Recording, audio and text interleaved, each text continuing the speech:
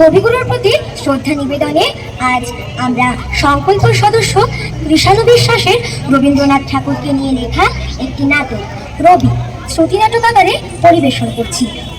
এই নাটকের কুশীলবেরা হলো করবী অদ্রিজা বিশ্বাস, সমাজী ম্যাম অক্ষিতা রায়, সুবল বাবু স্পন্দন বিশ্বাস, দেবেন বাবু সৌম্যদেব শীল, প্রীতম দাস, অনিকেত সাহা, সৌম্য সৃঞ্জয় অধিকারী, অভিরাজ বিশ্বাস, রবি দীপ্তভাস রায় এবং আমি সূত্রধার পূর্বাশা মণ্ডল।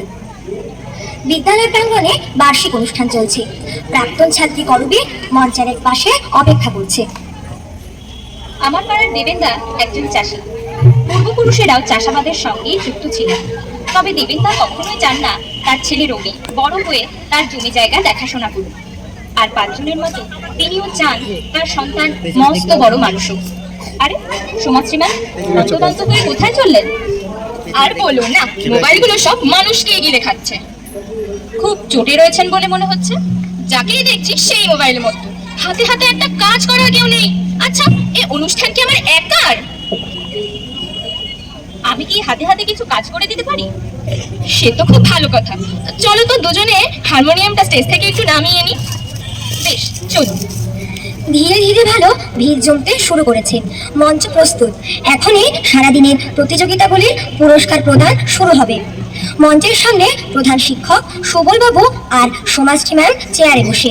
এবারে তাদের কথোপকথন। সমাজশ্রী ম্যাম, এখন কোন কোন প্রতিযোগিতার পুরস্কার দেওয়া হবে? অঙ্কন, গান আর আবৃত্তির। তাহলে আজ আর কি বাকি রইল? বিতর্ক আর নাচ। আপনি নিজেই একজন শিল্পী, সাংস্কৃতিক ক্ষেত্রটা আপনি খুব ভালোই বোঝেন, তাই ওদিকটাতে বেশি নজর দিতে চাচ্ছেন। তা খুব ভালো, তাই ছেলে মেয়েদের এলাকাটা খুব দরকার। একদম। আপনি এগিয়ে চলুন, এই বিষয়ে আমার পূর্ণ সহযোগিতা পাবেন। বরাবর যেভাবে আপনি আমায় সাহস জুগিয়েছেন তা অনস্বীকার্য। এখন সঞ্চালনার দায়িত্ব কার? করবীর। আচ্ছা, ভারী মিষ্টি গলা, নাচে গানে আবৃত্তিতে তুলনাহীন। সত্যি কিছু মনে করিয়ে দিতে হয় না, ঠিক সময় মতো যোগাযোগ করে নেয়। স্কুল পাশ করে বেরিয়ে গেলেও ওর স্কুলের প্রতি অবাধ টান। এসব আপনারই কৃতিত্ব সমাজশ্রী ম্যাম। কি যে বলেন। মঞ্চ প্রস্তুত। অনুষ্ঠানের প্রথম দিনের দ্বিতীয় পর্বে আমি করবী চক্রবর্তী, বিদ্যালয়ের প্রাক্তন ছাত্রী, আপনাদের সকলকে স্বাগত জানাই। প্রথমেই অঙ্কন প্রতিযোগিতার ফলাফল ঘোষণা করছি। প্রথম হয়েছে সুপ্রিয় ভারতী, দ্বিতীয় মানবী মণ্ডল এবং তৃতীয় রবি দাস। তোমাদের প্রত্যেককে মঞ্চে চলে আসার জন্য অনুরোধ করছি। সেই সঙ্গে মঞ্চে আহ্বান জানাই আমাদের বিদ্যালয়ের প্রধান শিক্ষক মাননীয় শ্রী সুবল বাগচি মহাশয়কে এবং তাকে সহযোগিতার জন্য আহ্বান জানাচ্ছি আমাদের সকলের প্রিয় শিক্ষিকা মাননীয়া শ্রীমতী সমাজশ্রী রায় মহাশয়াকে। করতালি যেন থামছেই না। সকলে পুরস্কার পেয়ে খুব খুশি। এবারে আবৃত্তির ফলাফল। এবারে আবৃত্তি প্রতিযোগিতার ফলাফল ঘোষণা করছি। প্রথম সুচিতা বিশ্বাস, দ্বিতীয় রবি দাস এবং তৃতীয় অঙ্কিতা বিশ্বাস। তোমাদের প্রত্যেককে মঞ্চে চলে আসার জন্য অনুরোধ করছি। তোমাদের হাতে পুরস্কার তুলে দেবেন বিদ্যালয়ের প্রধান শিক্ষক মাননীয় শ্রী সুবল বাগচি মহাশয় এবং তাকে সহযোগিতা করবেন শিক্ষিকা মাননীয়া সমাজশ্রী রায় মহাশয়া। করতালির আওয়াজে মুখরিত সারা বিদ্যালয় প্রাঙ্গণ। সকলে পুরস্কার পেয়ে খুব খুশি তাদের বন্ধু বান্ধব, পরিজন এবং শিক্ষক শিক্ষিকারা। মঞ্চ থেকে নেমে সমাজশ্রী ম্যাম এবং সুবল বাবু মঞ্চের সামনে বসলেন। এবারে আবার তাদের কথোপকথন। সমাজশ্রী ম্যাম, রবির পিছনে খুব খেটেছেন মনে হচ্ছে। না না স্যার, তেমন কিছু নয়। ওর সাফল্যের আসল কৃতিত্ব ওর বাবার। উনি রবিকে ধরে ধরে শেখান। বলেন কি? ওর বাবাকে দেখে তো তেমন মনে হয় না। ইতিমধ্যে রবিকে নিয়ে তার বাবা সুবল বাবু ও সমাজশ্রী ম্যামের কাছে এলেন। স্যার, আমি রবির বাবা। আরে থাক, অনেক বড় হও। সেই আশীর্বাদই করুন স্যার। রবি, তুই ওইদিকে যা বাবা, পরের অনুষ্ঠানের জন্য এখনই হয়তো ডাক পড়বে। স্যারদের এখানেই আছি আমি। আপনি দাঁড়িয়ে কেন? বসুন না, স্যারের পাশে এসেই বসুন। একটু আগে সমাজশ্রী ম্যাম আপনার কথাই বলছিলেন, সাংস্কৃতিক বিষয়গুলোতে আপনার খুব টান আছে শুনলাম। ছোটবেলায় আমাদের ঘরে কালী ঠাকুর, শিব ঠাকুর, গণেশ ঠাকুরের ক্যালেন্ডারের পাশে রবীন্দ্রনাথ ঠাকুরেরও ক্যালেন্ডার দেখতাম। সেই থেকে দেবদেবীর মতো রবীন্দ্রনাথকে আমি ভগবান বলেই জানতাম। আমার বাবা মায়েরাও সেই ভুল কখনোই ভাঙাননি। ভেতরটা ওইভাবেই তৈরি। রবির মধ্যে সেটা বজায় রাখার চেষ্টা করি আর কি। একদম একদম। কথায় আছে না, বাপ কা বেটা সিপাহী কা ঘোড়া। ওদিকে পরবর্তী অনুষ্ঠানের জন্য অরবি তৈরি। এবারে আমাদের আয়োজন আমাদের বিদ্যালয়ের অন্যতম জনপ্রিয় প্রতিযোগিতা বিতর্ক। মঞ্চের সম্মুখে দর্শক সংখ্যায় বলে দিচ্ছে এই প্রতিযোগিতার গুরুত্ব। প্রাথমিক পর্ব থেকে আমরা 5 জনকে মূল পর্বের জন্য বেছে নিয়েছি। এই 5 জন হলো রিতম দাস, রবি দাস, অনিকেত সাহা, সৌম্য অধিকারী এবং অভিরাজ বিশ্বাস। তোমরা সকলেই মঞ্চে চলে এসো। ওরা মঞ্চে আসতে আসতে আমি নিয়মটা আরো একবার জানিয়ে রাখি। আজকের বিতর্কের বিষয় প্রিয় সাহিত্যিক। মোট 3টি রাউন্ডে এই প্রতিযোগিতাটিকে ভাগ করা হয়েছে। প্রথমে নিজ নিজ প্রিয় সাহিত্যিক সম্পর্কে বলতে হবে। দ্বিতীয় রাউন্ডে প্রতিপক্ষ যে কোনো একজনের প্রিয় সাহিত্যিক সম্পর্কে সমালোচনা করতে হবে এবং সর্বশেষ রাউন্ডে নিজ প্রিয় সাহিত্যিকের দিকে ওঠা সমালোচনার প্রত্যুত্তর দিতে হবে। প্রথমে রিতম দাস। আমার প্রিয় সাহিত্যিক উইলিয়াম শেক্সপিয়র। উইলিয়াম শেক্সপিয়র ছিলেন একজন কিংবদন্তি ইংরেজি নাট্যকার, কবি ও অভিনেতা, যাকে ইংরেজি ভাষার সর্বশ্রেষ্ঠ সাহিত্যিক এবং বিশ্বের অন্যতম শ্রেষ্ঠ নাট্যকার হিসেবে গণ্য করা হয়। তিনি তার জীবদ্দশায় 38টি নাটক, 154টি সনেট এবং বেশ কিছু দীর্ঘ আখ্যান কাব্য রচনা করেছেন। তার উল্লেখযোগ্য নাটকগুলোর মধ্যে রয়েছে Hamlet, Romeo and Juliet, Macbeth, Othello, king লিয়ার, দ্য টেম্পেস্ট। মানব হৃদয়ের জটিল অনুভূতি, প্রেম, হতাশা এবং দ্বন্দ্ব তার লেখনীতে চমৎকারভাবে ফুটে উঠেছে। ইংরেজি ভাষায় তার প্রবর্তিত অনেক শব্দ ও বাক্যাংশ আজও ব্যবহৃত হয়। শেক্সপিয়রের কাজ বিশ্বের প্রায় প্রতিটি প্রধান ভাষায় অনুদিত হয়েছে এবং তার নাটকগুলো অন্য যে কোনো নাট্যকারের চেয়ে বেশিবার মঞ্চস্থ হয়েছে। তাই তো তিনি আমার প্রিয় সাহিত্যিক। বাহ, অপূর্ব। উনি তোমাকে কতটা প্রভাবিত করেছেন তা তোমার বক্তব্যের মধ্যে পরিষ্কার হয়ে ফুটে উঠেছে। এবারে অনিকেত সাহা। আমার প্রিয় সাহিত্যিক কাজী নজরুল ইসলাম। তিনি ছিলেন বিংশ শতাব্দীর অন্যতম প্রধান বাঙালি কবি, ঔপন্যাসিক, নাট্যকার ও সঙ্গীতজ্ঞ। তার মাত্র 23 বছরের সাহিত্যিক জীবনে সৃষ্টির যে প্রচুরতা তুলনাহীন। সাহিত্যের নানা শাখায় বিচরণ করলেও তার প্রধান পরিচয় তিনি কবি। তিনি বাংলাদেশের জাতীয় কবি। স্কুলের গণ্ডি পার হওয়ার আগেই 1917 খ্রিস্টাব্দে তিনি ব্রিটিশ ভারতীয় সেনাবাহিনীতে যোগ দিয়েছিলেন। 1922 খ্রিস্টাব্দে ব্রিটিশ সরকার তাকে রাজদ্রোহিতার অপরাধে কারাবন্দী করেছিল। নজরুল 4000 গানের সুর ও সঙ্গীত, 3টি উপন্যাস, 19টি ছোট গল্প এবং 5টি প্রবন্ধের বই রচনা করেছিলেন। তাই তো তিনি আমার প্রিয় সাহিত্যিক। বাহ, সত্যিই অসাধারণ। সত্যি উনি আপামর বাঙালিকে প্রভাবিত করেছেন তার লেখনীর মাধ্যমে। এবারে ডেকে দিচ্ছি সৌম্য অধিকারীকে। আমার প্রিয় সাহিত্যিক none other than one and only William Wordsworth. তিনি ছিলেন একজন ইংরেজি রোমান্টিক কবি। তিনি এবং স্যামুয়েল টেলর কোলরিজ তাদের যৌথ প্রকাশনা লিরিক্যাল ব্যালাডস এর মাধ্যমে ইংরেজি সাহিত্যে রোমান্টিক যুগের সূচনা করেছিলেন। ওয়ার্ডসওয়ার্থ 1843 সাল থেকে 1850 সালে 23 এপ্রিল ফ্লুরসের রোগে আক্রান্ত হয়ে তার মৃত্যুর আগ পর্যন্ত যুক্তরাজ্যের পোয়েট লরিয়েট অর্থাৎ রাজকবি ছিলেন। তিনি ইংরেজি কবিতার অন্যতম শ্রেষ্ঠ ও সুপরিচিত নাম এবং রোমান্টিক কবিদের মধ্যে একজন প্রধান ব্যক্তিত্ব হিসেবে আজও সমাদৃত। সাহিত্যে নতুন দিশা দেখানো ব্যক্তিটি আমার প্রিয় সাহিত্যিক। বাহ, অনবদ্য। সত্যি উনি ইংরাজি সাহিত্যে রোমান্টিকতার জগৎ। এবারে অভিরাজ বিশ্বাস। আমার প্রিয় সাহিত্যিক সুকান্ত ভট্টাচার্য। তিনি ছিলেন বাংলা সাহিত্যের প্রগতিশীল চেতনার অধিকারী তরুণ কবি। স্কুলের হাতে লেখা পত্রিকা সঞ্চয়ে একটি ছোট্ট হাসির গল্প লিখে আত্মপ্রকাশ করেন। মাত্র 11 বছর বয়সে রাখাল ছেলে নামে একটি গীতিনাট্য প্রকাশ করেন। এটি পরে তার হরতাল বইতে সংকলিত হয়। সপ্তম শ্রেণীতে পড়ার সময় আরেকটি হাতে লেখা কাগজ সপ্তমিকা সম্পাদনা করেন। অসহায়, নিপীড়িত, সর্বহারা মানুষের সুখ দুঃখ তার কবিতার প্রধান বিষয়। তিনি তার কবিতার নিপুণ কর্মে দূর করতে চেয়েছেন শ্রেণী বৈষম্য। তার রচনাবলীর মধ্যে বিশেষভাবে উল্লেখযোগ্য হল ছাড়পত্র, মিঠে করা, পূর্বাভাস, অভিযান, ঘুম নেই, হরতাল, গীতিগুচ্ছ প্রভৃতি। সাধারণ বস্তুকেও সুকান্ত কবিতার বিষয় করেছেন। বাড়ির রেলিং ভাঙা সিঁড়ি উঠে এসেছে তার কবিতায়। সুকান্তের কবিতা সব ধরনের বাধা বিপত্তিকে জয় করতে শেখায়। যাপিত জীবনের দুঃখ যন্ত্রণাকে মোকাবিলা করার সাহস সুকান্তের কবিতা থেকে পাওয়া যায়। স্বল্প সময়ের জীবনে তিনি বাংলা সাহিত্যকে অনেক কিছু দিয়ে গেছেন। নিজের যোগ্যতার স্বাক্ষর রেখে গেছেন নিজ প্রতিভা, মেধা ও মননে। ভাবনাগত দিকে সুকান্ত তার বয়স থেকে অনেক বেশি এগিয়েছিলেন। তার এই স্বতন্ত্রতাই আমাকে মুগ্ধ করে, অনুপ্রাণিত করে। সেই জন্যই উনি আমার প্রিয় সাহিত্যিক। দারুণ জমে উঠেছে প্রতিযোগিতা। প্রত্যেকেই নিজ নিজ প্রিয় সাহিত্যিক সম্পর্কে নিজ বক্তব্য পেশ করেছে। এবারে ডেকে নিচ্ছি রবি দাসকে। আমার প্রিয় সাহিত্যিক রবীন্দ্রনাথ ঠাকুর। রবীন্দ্রনাথ ছিলেন একধারে বাঙালি কবি, ঔপন্যাসিক, সঙ্গীত স্রষ্টা, নাট্যকার, চিত্রকর, ছোট গল্পকার, প্রাবন্ধিক, অভিনেতা, কণ্ঠশিল্পী ও দার্শনিক। রবীন্দ্রনাথের 52টি কাব্যগ্রন্থ ও 38টি নাটক, 14টি উপন্যাস ও 36টি প্রবন্ধ ও অন্যান্য গদ্য সংকলন তার জীবদ্দশায় বা মৃত্যুর অব্যবহিত পরে প্রকাশিত হয়। তার সর্বমোট 95টি ছোট গল্প ও 1915টি গান যথাক্রমে গল্পগুচ্ছ ও গীতবিতান সংকলনে অন্তর্ভুক্ত হয়েছে।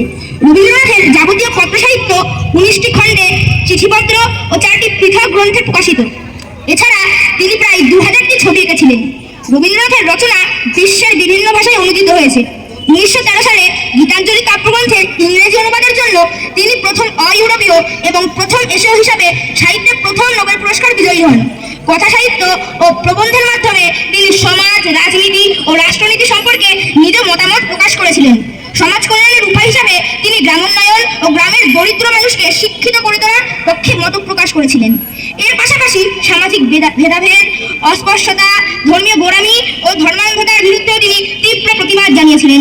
রবীন্দ্রনাথের দর্শন চেতনায় ঈশ্বরের মূল হিসাবে মানব সংসারকে নির্দিষ্ট করা হয়েছে। রবীন্দ্রনাথের গান তার অন্যতম শ্রেষ্ঠ কীর্তি। তার রচিত জনগণ মনোনধি নায়ক জয় হয়ে ও আমার সোনার বাংলা আমি তোমায় ভালোবাসি গান দুটি যথাক্রমে ভারত প্রজাতন্ত্র ও গণপ্রজাতন্ত্রী দেশ বাংলাদেশের জাতীয় সঙ্গীত।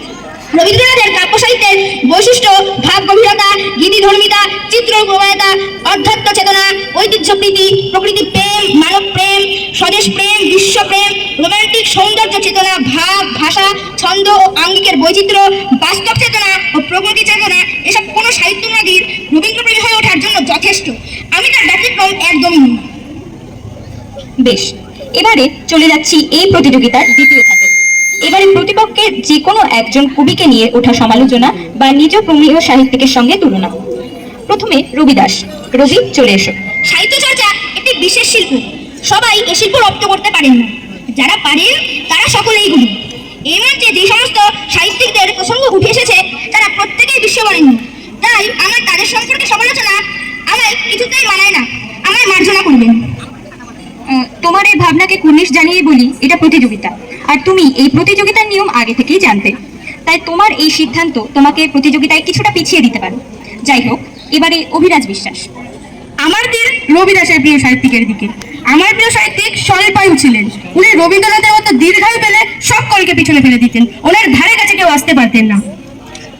সুকান্ত ভট্টাচার্যের সৃষ্টি সমাজের শোষিত, লাঞ্ছিত, পিছিয়ে পড়া মানুষের হৃদয় গাথা। অন্যদিকে রবীন্দ্রনাথ সোনার চামচ মুখে নিয়ে জন্মান। ক্ষুধার জ্বালা তাকে স্পর্শ করেনি কোনোদিন। বিলাসবহুল সুখ স্বাচ্ছন্দ্যের জীবন থেকে বহু ক্রোশ দূরে থাকা আমার সুকান্ত চির অমর। এবারে অনিকেত সাহা। আমারও সমালোচনা রবিদাসের প্রিয় সাহিত্যিককে নিয়ে। আমার প্রিয় সাহিত্যিক অত্যন্ত আত্মবিশ্বাসের সঙ্গেই বলেছিলেন, পূর্বে যদি না উদিত রবি আমি হতাম বিশ্বকবি। রবীন্দ্রনাথ ও নজরুলের লড়াই অসম। দারিদ্রতার কারণে বেশি দূর পর্যন্ত পড়াশোনা সম্ভব হয়নি। অল্প বয়সে সেনাবাহিনীতে যোগ দিতে হয়েছিল। নানান প্রতিবন্ধকতার মধ্যে দিয়েও নজরুল ইসলামীদের শ্রেষ্ঠতার ছাপ রেখেছেন এই সাহিত্য সমাজে। এসবের মধ্যে দিয়ে যেতে হলে রবীন্দ্রনাথকে খুঁজেই পাওয়া যেত না। অমন স্বাচ্ছন্দ্য জীবন আর বনেদি পরিবার পেলে নজরুল ইসলামের পাশেও বেশ কয়েকটা নোবেল থাকত। এবারে রীতম দাস। আমি সমালোচনার জন্য রবিদাসের প্রিয় সাহিত্যিককে নির্বাচন করেছি। যে লোকটি স্কুলে যেতে ভয় পেত, পড়াশোনা থেকে দূরে থাকতো, তাকে নিয়ে আর কি বা বলবো। ওনার কোনো ডিগ্রি আছে? আছে তো এক নোবেল। যা নিয়ে এত হইচই, সেই গীতাঞ্জলি কাব্যগ্রন্থটি দেখেছেন কেউ? দেখতে একেবারে পাতলা সটি বই। ওটা আদৌ এদিক নয়। নিজের ভাষার উপর জোর নেই, আবার ইংরেজি অনুবাদ করেছে। দেশের বাইরে ওনার পাঠক কতজন আছে? আদৌ আছে? এবারে সৌম্য অধিকারী। আমি রবিদাসের প্রিয় সাহিত্যিক সম্পর্কে কয়েকটা কথা বলতে চাই। কথাগুলো সমালোচনা মনে হতে পারে। উনি নাবালিকাকে বিবাহ করেছিলেন। উনার তো চিল হওয়ার কথা। জমিদারির দায়িত্ব পেয়েছিলেন, তাতে একেবারে গোল্লা, ডাহাফেন, কণ্ঠস্বর অতি জঘন্য। পরাধীন ভারতে স্বদেশী আন্দোলনের ভূমিকা শূন্য। আরো অনেক কিছুই বলা যায়, তা এই মঞ্চে শোভনীয়। শেষ হলো আমাদের দ্বিতীয় রাউন্ড। বিচারকগণ তাদের কাজ চুপিসারে করে চলেছেন। দুটি রাউন্ড শেষ, এবারে তৃতীয় রাউন্ড। প্রত্যেকে নিজ নিজ উপস্থিত বুদ্ধি, ভাষা, উচ্চারণ, তথ্য সকল দিকে নজর রেখে একটি দুর্দান্ত পরিবেশ সৃষ্টি করেছে, যা তৃতীয় তথা শেষ রাউন্ডেও বহাল থাকবে বলে আশা করা যায়। এবারে শুরু করছি তৃতীয় রাউন্ড। প্রথমে অনিকেত সাহা। আমার প্রিয় সাহিত্যিককে নিয়ে কেউ কোনো সমালোচনাই করেনি, কারণ তিনি সর্বশ্রেষ্ঠ। তিনি তো সমালোচনার ঊর্ধ্বে। তাই যা বলার প্রথম রাউন্ডেই বলেছি, নতুন করে আর কিছু বলার নেই। এবারে অভিরাজ বিশ্বাস। আমার প্রিয় সাহিত্যিক সুকান্ত ভট্টাচার্যকে নিয়েও কেউ কোনো সমালোচনা করেনি, কারণ তাকে নিয়ে সমালোচনার জায়গায় নেই। তিনি সর্বশ্রেষ্ঠ, তিনি সকল সমালোচনার ঊর্ধ্বে। তার সম্পর্কে যা বলার তা আগেই বলেছি, নতুন করে আর কিছু বলার নেই। এবারে সৌম্য অধিকারী। আমার প্রিয় সাহিত্যিক বিশ্ববরেণ্য, সারা বিশ্ব তার পাঠক। এমন বিশ্ববরেণ্য ব্যক্তি সমালোচনার পাত্র হতেই পারে না, আর সেজন্যই তাকে সমালোচনার ধৃষ্টতাও কেউ দেখায়নি। এই রাউন্ড আমার মূলত বিশ্রামের জন্য, আমার নতুন কিছু আর বলার নেই। এবারে রিতম দাস। বলা যায় সাহিত্য আর শেক্সপিয়র এক প্রকার সমার্থক। বিশ্বের যে কোনো প্রান্তের যে কোনো ব্যক্তি তাকে চেনে, তাকে জানে, তার লেখা পড়ে বা শুনেই বড় হয়েছে। এমন একজন ব্যক্তি কখনোই সমালোচনার পাত্র হতেই পারেন না। স্বাভাবিক কারণেই তাকে নিয়ে কেউ সমালোচনা করে নিজের মুখ নিজেই পোড়াতে চায়। এজন্য রবিদাস পদে সকলকে স্যালুট। এবারে last but not the least Rabi Das. আচ্ছা, এই রাউন্ডে আমি কতক্ষণ বলার সুযোগ পাবো তা জানা থাকলে সুবিধা হয়। যদি তা জানিয়ে দেন তবে খুবই সুবিধা হতো। বিশেষ সময়সীমা নেই। তুমি অযৌক্তিক অবান্তর কিছু বলতে থাকলে বা অযথা সময় নষ্ট করলে বিচারকগণ তোমায় থামিয়ে দিতে পারেন। প্রাসঙ্গিক এবং যুক্তিযুক্ত বক্তব্য হলে কেউ তোমায় বাধা দেবেন না। ধন্যবাদ মাননীয় সঞ্চালিকাকে।